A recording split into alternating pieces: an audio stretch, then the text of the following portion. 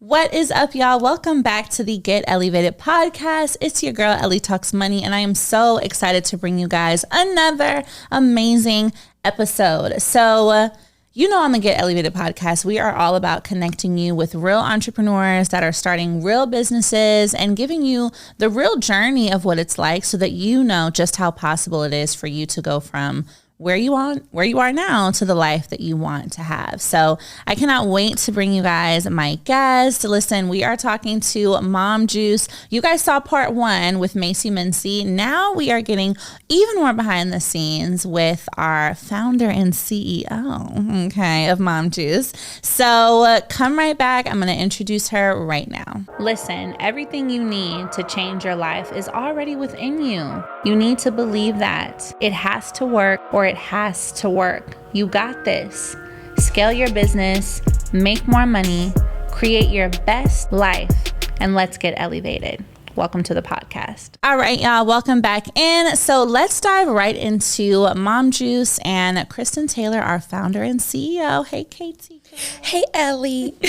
So tell me a little bit about yourself, just like a quick spiel, and what got you into business? So hi. Born and raised in Portsmouth, Virginia. If you're not familiar, it's near Virginia Beach, near Hampton University, where Pharrell's from, if that helps. You know, I love him as my claim to fame. My mom was a career military, so lieutenant commander, moved into more of like holistic healing. Wow, what a transition. Yes, my dad is first generation entrepreneur, first one to go to college, first one to break all the generational curses. Yeah. And so he owns multiple businesses, including flipping houses, cars.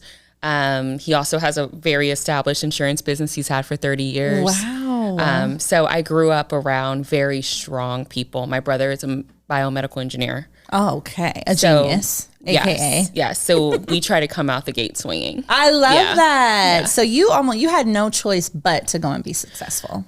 Literally not a choice. Yeah. Yes. But my mom had always instilled in us, just be really proud of what you do and be really good at whatever you do. She's like, if you want to be a ribbon dancer, be the best ribbon dancer. You know, I love that. I mean, that really builds character. Mm-hmm. So what was that first introduction to entrepreneurship for you? What was that first business you started? Yeah, it was a bake shop, and my customers were my aunts and uncles. And basically, I loved hanging out with my dad. That's just what I did. On my days off of school, I would go into his office to help. Yeah. I would file papers. He'd give me old life insurance forms so I could fill them out like I was learning the ropes. And so I've always loved the idea of selling things because that's what he did, right? Yeah. That just felt normal. Yeah. So I sold cookies. I was a really bad baker though. They were nasty. It's okay. Yes. But I made my aunts and uncles buy them for $5 a piece, which is wild. Yes. You girl. And I made my little $30. Raise your price. Raise your prices. Even if, no, I'm kidding. So I sold that for, $30 all together. And I just felt like the richest woman in the world. Yeah. Yeah. And so one thing I know about you is that you have a business now, or you have multiple, but you also started out working inside of other businesses, really building up brands. So tell me about that, and what were some of those brands that you worked with? Yeah, so my first foray into all of this was event planning originally. And how I got into that was I went to Johnson & Wales, and I always loved throwing events. I was the girl. Yes. If you needed something done, you call her. She's here for the party. She's got the cheese boards, the balloons. Everything. Even as a kid, I was planning things. And so I did weddings for a little bit and realized I absolutely hate weddings. Mm-hmm. And all my brides know it. They're like, girl, we're so happy you moved on to something else. They're like, we really love you as a person, but no. And I got into working for other businesses that were trying to either throw parties, and I used to work with the Mint Museum in Charlotte, North Carolina, and they were throwing events. And then my partners in those events became Tito's and Jack Daniel's and other Red Bull, becoming, brands that wanted to get themselves out there, and they needed that almost street team type of thing, but without me having to throw a flyer out, right? Yes. It was a higher level of execution, more upfront work. And the payout was seeing people come and try something they've never tried before, and try this Tito's thing that you've never heard of. And then Tito's became big, right? I know, it's huge right now. That's why I'm like, wow. Huge. And this was in North Carolina, right? So I was a small subset, but it just taught me so much about the power of not just brand, but marketing, event marketing, experiential marketing. Yeah. And so, yeah. So speaking of branding, and I love this, a lot of entrepreneurs that are listening, right? There's a lot of new entrepreneurs. They have no idea how to brand themselves. They don't know what really branding is. So I want us to touch on what were some of the key areas of branding that you worked in, and what do you think are the key successful points of having a great brand? I love that. So I used to work for Dish Network and Sling TV before I went into the beverage biz full time. I worked for the agency that helped brand and market for Dish Network and Sling TV. And also I helped them launch another brand. So I got to see from start to finish all the things that were in the brand book, what brand messaging was, what a brand voice was, what a brand tone was. So I think the thing about brand is that everyone thinks they have one, but most people don't. Right. And brand comes into a few pieces. How do you talk to the customer? What's your tone of voice when we say brand tone? Are you fun and engaging? Are you more serious and intense and, focused? Are you clean and simple and about ease? Examples: Apple, clean, sophisticated, yet invokes joy, right? Yes. The white and black is serious. Yes. But very, that you're going there for something specific. Yes. There's no confusion, right? The apple makes you feel like, oh, but they're still kind of playful, right? And the name is something that you've heard of before, but they've chosen a completely new meaning for, right? Because Apple and computers, that's not a thing. It's really not. But they made it a thing. Tinder, another thing, a word that means something, but now it's synonymous with the dating app, right? So it's around brand tone. Colors are important. I feel like people put a little too much stock into colors. Colors does not define a brand. I know. People spend 1,000 hours on the colors of their logo. It's like, wait, sis, hold on. There is this great book called How to Build Your Brand. You can get it on Amazon for like $17. And it teaches you about what colors invokes what type of emotion. So when you think about your business, what colors actually, create that vibe that you're looking for.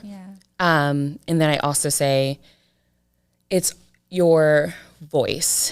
What are you talking about? Right? Like if it's an online business where you sell digital services, great.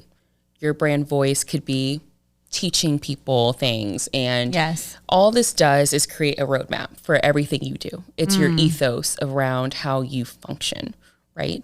Whereas our brand is very fun, lively, but it's also built with warm, rich tones to make you feel comfortable, because the wine industry can be so alienating, right? True. So those were all intentional choices. Wow. Yeah. I love brand, as you can tell. Big nerd. I love that though, because I think, people skip over it when they're building a business. So much of it is just, I want to have my idea and I want to go make money. Yeah. But I think you would agree that spending the time on the brand often is what results in, can you make money from this? That, and also the perceived cost of your services.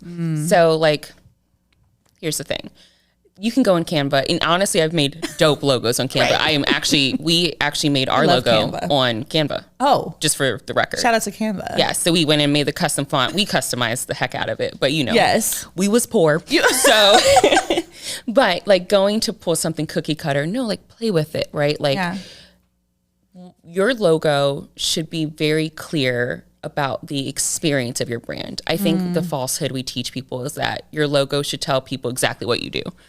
What is Apple? Yeah, come on. Once again, right? That's not a thing. It's really, what is the experience? Is it joyous? Is it fun? Is it serious, right? I'd say think about that more. I like that. And then make sure it's classic, because unfortunately, you will not have the money to rebrand everything every 3 years, right? So the trends, I say stay away from trends. And it's just not efficient. Yeah. Especially if you're going to create product, physical product. You're reprinting that thing over left and right. Yeah, I can imagine. And that probably adds up. If you're always rebranding, now you've got to print your whole inventory, and that costs money.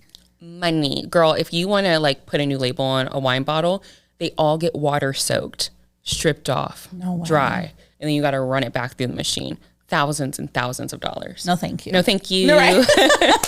No, thank you. We are not doing that. Wow. So I think that's so important, really looking at the voice. What do you want people to feel? And when you were working with those brands, how did you know it was time for you to go out and start building your own? I didn't.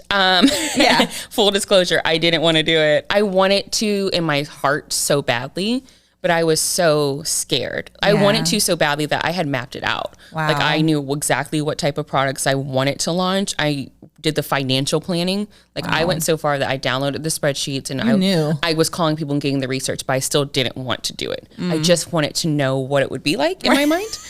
I helped 2 other women launch their brand, and it went gangbusters, like Ellen Show, Cosmopolitan, 2 Black twin sisters, right? So I did it with someone with the same exact barriers as me. And my team I built, because I built them a whole team, but granted made up my friends and colleagues. They looked at me and said, girl, what is wrong with you? Right. And I came back into my kitchen. I told my boyfriend what they said. And I thought he was going to be like, yeah, don't worry about it. Like, da-da-da. He was like, that is a valid question. What is wrong with you? He was just like, I feel like you're just scared to be number 1. You're really good at being number 2. But what's the difference for you? He's like, for most people, there's a big difference, right? Like they either don't feel capable, they don't have the commitment, they don't want to have the commitment. But none of that makes sense. So what's wrong? Yeah.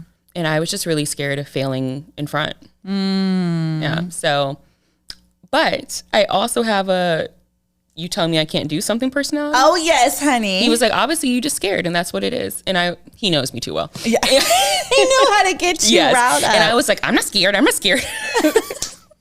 That's all it took. That's all it took. It's all it Honestly. took. He just needed to say, you're a scaredy cat, for you to be like, no, I'm not. I'm a boss. I'm a boss. I love that. It comes people in your corner. Yeah. Yeah. And I think that's such a real experience. Fear can literally paralyze us. Yeah. Especially when we want this business. It's different when you are working a job and you're behind the scenes. And if you're in front and you're like, this is my actual baby. Yeah. And I want it. Have you ever heard of the psychological principle of an upper limit problem? No. Okay. So, there's the fear of failure. Yes. Right. Which technically I have a little bit of, but I have an upper limit problem. And that is the fear of success, which way more people have than they have a fear of failure. That's so because what is that going to be like? What is my experience going to be with the people who are around me? Yeah. Am I going to lose friends? Does it make me isolated? Does it make me feel like a cold-hearted bitch?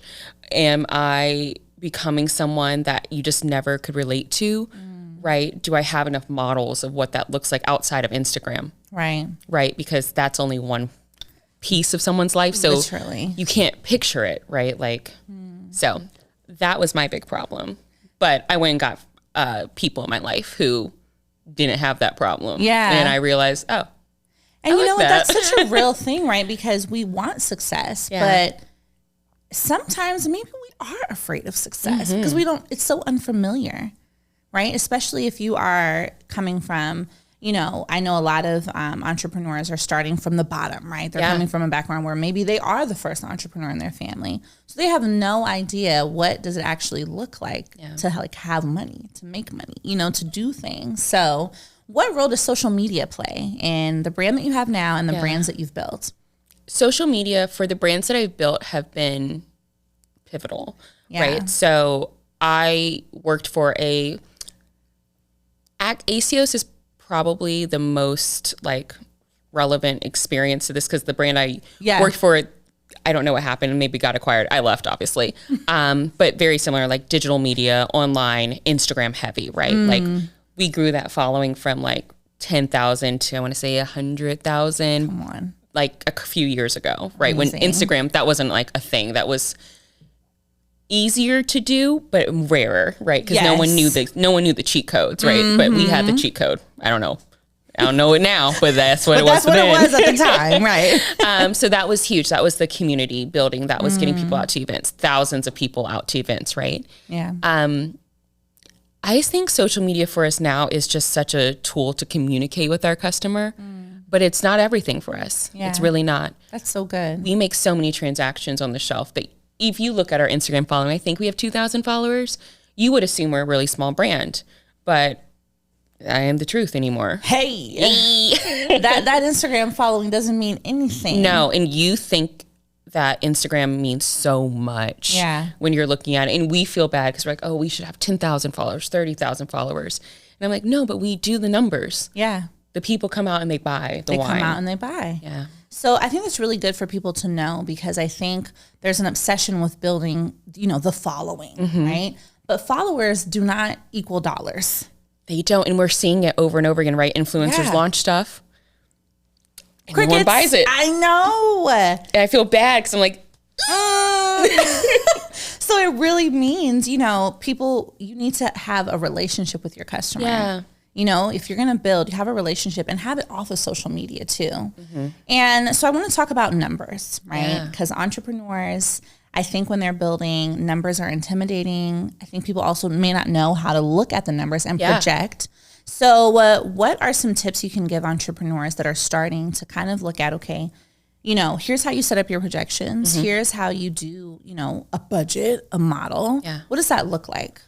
I would say the first tip is people are more willing to tell you things than you think they are, right? So when I set up our original projections, I just called people and asked them, hey, I'm going to start a wine company. What is like the amount of money necessary to make this much wine? Okay, cool. And then I would call the stores. Hi, how much wine do you sell of this SKU a month? Just like, give me a good idea. And I was like, okay, cool. So if I have 18 stores, I can cover 18 stores by myself physically. Like I can drive that distance. Got it. And then if I make 50 bottles, then I can sell at these stores. And then if everyone else is selling 8 bottles, but I don't have that much money, I can sell 5 bottles. And then, so you start working. That's the most basic way to figure this out. Yeah. Right. And that gives you something. Yeah. Projections mean shit. Okay, good. Okay. Until you start making money, they literally mean nothing. It's just an idea of where you want to go. But they're important to map out because expenses, I think that's honestly the most important part of projections. Yeah. And you can call and get quotes. Yeah. And I call all the time and say, hey, I want to know how much this is. I want to work with you. I cannot afford it. I'm positive. Yeah. I'm positive because I got 5 cents, but I won't have 5 cents forever. Can you give me an idea of what this type of service costs? Because I'm going to build it in. To my projection. So when I know I hit this mark, I can call you. Yes. So I did that. And I still do this to this day. People love to quote their services. Are you serious? Of course. Girl, it's $15,000. And I'm like, all right, in 5 years, $15,000. Getting those expenses just shows you so much. And I know that can be really hurt. Like it can hurt your heart when you get all those numbers in. Yeah. But it does give you something to back into. Yeah. That's important. So that way you're not going into it blind. Yeah. Right? I think that if we shy away from the numbers, then we have no idea what to expect. And setting a goal, right, is just that. It's a goal. And you kind of work your way backwards. So you guys have been able to get investors. You guys have had rounds. So tell me what goes into that toolkit, right? Yeah. If a company wants to get investments, what do they need to bring to the table? So I know I just said it was bullshit, but financial projections. Wait, y'all do need that. Okay, hold on. I know I said no, but financial projections are important. Usually you're looking at a 1 to 5 year, right? And so what you really do is you map out the first year and then you kind of multiply to get to the 5 year. There are templates available online. You do not have to figure this out on your own. Yeah. Literally Etsy has great ones. Yeah. The SBA has I use the free SBA template. Oh. Use that one. Yes, good. That's how I hooked Macy, so I recommend it. Projections, a pitch deck, a pitch. I know that sounds like those are two in the one. They're not the same thing. A pitch deck is something you can send ahead. A pitch, you're going to adjust that deck, make it longer, and your pitch should be clean and clear. You should have your points down. You also need an idea of what you're going to do after. So the use of funds. Why are you doing this? What's your exit plan? Should also be very clear when you're talking, right? In part 1, you heard Macy, right? And she's very like, we're talking acquisition. That's our exit plan. Okay, got it. And then also marketing plans. And it doesn't have to be so mapped out, but it needs to be clear that you've thought of it. Yeah. And also your product roadmap idea. And I know this sounds like a lot of stuff because it is. And the last thing is, where you want to sell and how you want to sell. Are you B2B? Are you B2C? Are you B2B to C, which is what we are, right? Yes. We sell to wholesalers and distributors to sell to people. To customers. Right. That needs to be mapped out. And this all needs to be in what we call a data room. Okay. That's just a Google Drive where you throw everything in and you password protect it and give people access to it as they're seriously considering investing. Yeah. Wow. Yeah. Data There's rooms. So much that goes into that process. It is, but I think about it like this. If you had $1,000 and you want to give it to someone, what would you want to see? Exactly. Yeah. You would want to know, how am I going to get a part of this $1,000 back? Yeah. And so for an entrepreneur to get to that level of looking for investors, do they already need to have a ton of sales, or like what are the investors looking for in terms of established business? So there's different stages of investment. Okay. So there's pre-seed, seed, and then series A, B, C, D. You can have a series Z if you want to, which is insane. So pre-seed means you've never sold a product. Okay. Right now in this current climate, not a thing to get pre-seed investment unless it's a friends and family thing, which of course in our community is really hard. Yeah. So it's very hard to do that. Seed is still blossoming. So that means maybe you're raising anywhere from $500,000 to $5 million. Okay. And then Series A is above that. So in order to get the investment, right, you have to, one, know your valuation. Shark Tank is really big into this. What's your valuation? What's your valuation? Yes, I'm like, I know that. Yes, I know that, but I was like, I don't know how to figure that out. Right. So there's like online calculators for it that you can do it, but I do recommend that is one conversation you should have with a lawyer. Okay. Oh, and the last thing you need is terms. For what's your valuation? How much you're trying to raise? How much you're trying to give up to raise it? Or is it debt financing? That's another thing. Business credit is another way. I know that you know very well how to do it. Business credit. Yes. But yeah, having an idea of what you're willing to give up to get the thing. Okay. Yeah. That's really good to know. I think it gives, a roadmap, and it's so amazing to be able to see a woman like you doing this. Thank you. I think more of us need to realize that there is funding and venture capital funding and investment funding out there for women-owned businesses, Black-owned businesses, even though we've been historically underrepresented in these categories. But I think with more knowledge, right, with more information, with better branding, we can get there. So I want to talk to you about wealth, right? Yeah. Now that you've done this, you're doing this, you're building, what does wealth look like for you? And what is this wealth building goal that you have, if there is one? Yeah, no, there is one. I will say the number is more ambiguous for me. Yeah. It's never been about the number for me. It's always been about what it would do for me and my family, right? Wealth to me is never having to worry if that card will swipe, if that check will cash, if something happens in my family. I want to be the one they call. That's not a burden to me. Yeah. I don't want that to be an issue. If my brother wants to start a business, I want to be his VC. I want to be his venture angel. I don't want anyone to have to sign that check. It's me. It's me. If my little cousin wants to go to college to become a biomedical engineer, she wants to start something amazing, let me get that grant for you. Yes. Right? Like, to me, wealth is being able to say yes and breathing easy. And I love to travel. My boyfriend and I, that is our thing. We love to travel. We love to eat good food. It is great. Let's go do that for 3 months. Because this business will run itself. And our VC firm will keep going. Like, in my mind, Macy and I have already made it very clear that we are starting a fund after. Oh my gosh, please do. Yes. Please do, because it is so, so necessary. And I think that's how you create wealth in other women's lives. That's what we want. That's what I want. I want it to be easy. Yeah.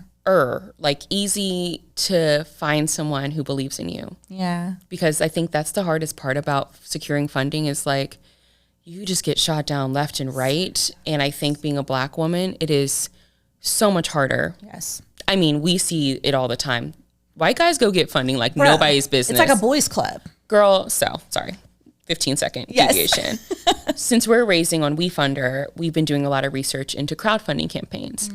The thing about that is your financials have to be public knowledge. You have to show how much you've made, how much you're in debt, how much you raised previously. All of that has to be public because the SEC said so. So, key tip, you can go into the crowdfunding platforms and see what everyone else has been doing. So, for instance, there's one company, I won't name it, they've raised upwards of $14 million. They're raising again, but they've made the same amount that we have. What? We're raising $2 million. We've only spent $400,000, and we've still made the same amount as they've spent in $16 million. No way. 16 million. Yeah. Look at that. So knowing that that's just what white guys are out here doing, or guys, honestly, just men are out here doing. Selling ourselves short is one of our problems. 2, access to capital is one of our problems. Right. 3 is knowing what other people are doing so you can present yourself honestly with the same like intensity, the passion, and the preparedness. Yeah. But also in the, no, I'm not fucking with y'all. I'm not. Because I know what's going on. Much higher numbers. I'm putting much higher numbers on the scoreboard. I'm coming for you. Give me the money. Run me the money. Run me my check. Run me my check. Yeah. Run me my check. And I think that's very important. We have to be aware of what's going on and not be intimidated by it. You know, that's why I tell women in my community, I'm like, go get this funding. Because if you don't, someone else is going to go and get it. And they're getting it in droves. They're getting it in droves, and they're not doing what you're doing. Yeah. They're not doing it how you're going to do it. And I bet they're not doing it better than you. So you have to, that's just something I think as Black women, it's been just really put into us over in society over and over again that we're just not as good. Yeah. I know. And that doubt I just want to let you know, fuck the noise, because that's not true. It's not true. So all I'm saying is go get that money, sis. Go get that money. I love that. And you're creating examples for that to happen. So I want you to tell my audience, how can they get more involved in Mom Juice? How can they connect with you? Because it's big things popping. It is big things popping. Very much. Yes. So we have 2 ways to invest. And that is where we're at as a company, right? We have the sauce down. We have the product down. We have the retailers that we want, as I told you the other day, we just pitched to Target, right? Yeah. And so we're in that process now. So we have that going. What we need is money. Yes. That is our biggest issue, is we need money so we can hire people to help women of color, right? So all this to say, wefunder.com/mom.juice, or you can search us on WeFunder. But the minimum investment's only $100. That's amazing. You can go as high as you want to. I would say, and Macy and I are very careful about this, if you want to invest more than $25,000, we suggest that you call us directly, because you want your name on the cap table at that point. Oh, for sure. WeFunder, they think the same thing. They're like, don't do it through the platform. Do it so your name can be on that cap table. You can get your K1, which is like an investor W-2. Yeah. And really, be there. But if you're just trying to dip your toe, all it takes is $100. Our average investment has been between like $2,000 to $5,000. Yeah. But we also have like tons of 100 ones, and we see them and we're just as excited. Which is amazing. Because you own a part, right?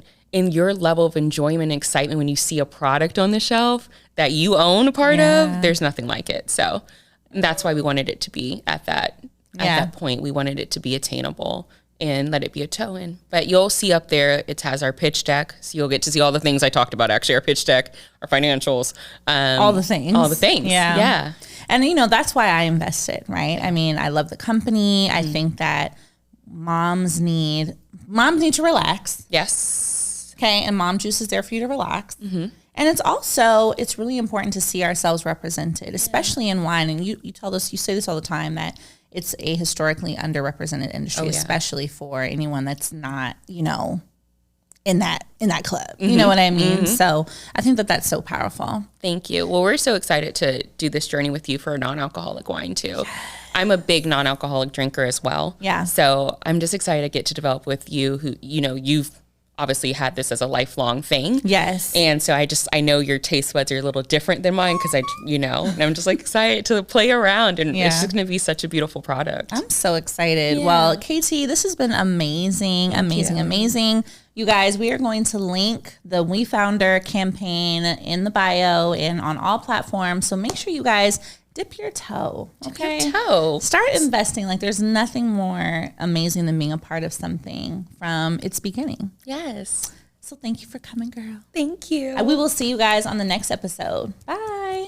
So if you want to be on the next episode of Get Ellievated, or if you want to be in touch with me and the team, then you can email podcast@getellevated.com or find me on Instagram and email me at hello@ellietalksmoney.com. Either way, we cannot wait to have you on the show and have you apply to be a guest for a part of the live business coaching. I'll see you guys soon.